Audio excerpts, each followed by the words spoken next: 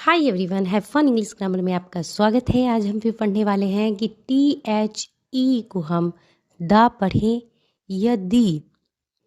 जाहिर सी बात है कि बहुत से लोग इसको द पढ़ते हैं और बहुत से दी, लेकिन इसमें कंफ्यूजन ये है कि हमारे जो सेंटेंस होते हैं यानी द के बाद या दी के बाद जो हमारे वर्ड होते हैं हमें उसे पहचानना होता है कि जो ये THE है द या दी, वो दोनों ही मायने में एकदम करेक्ट है।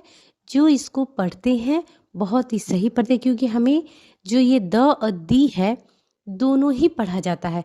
फ़र्क बस इतना है कि इसको पढ़ने के लिए हमें कुछ चीज़ों का ध्यान रखना होता है। वो क्या है?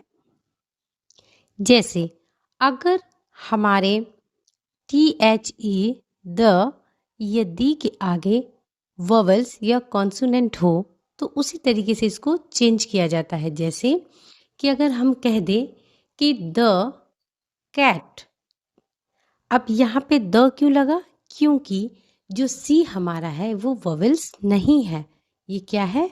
कॉन्सोनेंट है।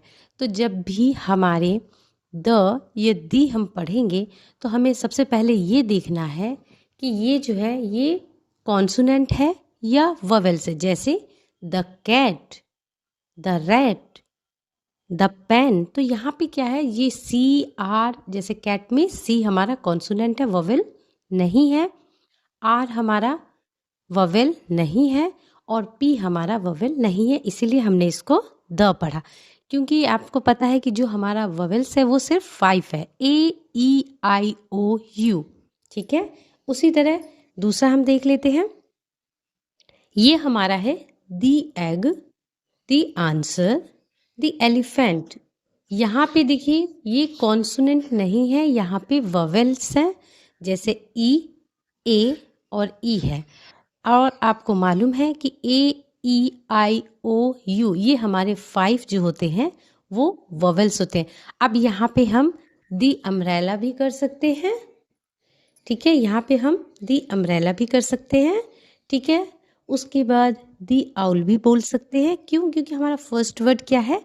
वो हमारा वोवेल्स है, इसीलिए यहाँ पे हम दी पढ़ेंगे। जब भी हमारा कोई भी वर्ड वोवेल से शुरू होता है तो हमें वहाँ पे दी बोलना चाहिए। और दा कहाँ पे? जहाँ पे कॉन्सोनेंट हो। आई होप अगर आपको मेरा वीडियो पसंद आए तो आप लाइक, शेयर एंड सब्सक्राइब करें मेरा चैनल। And thank you.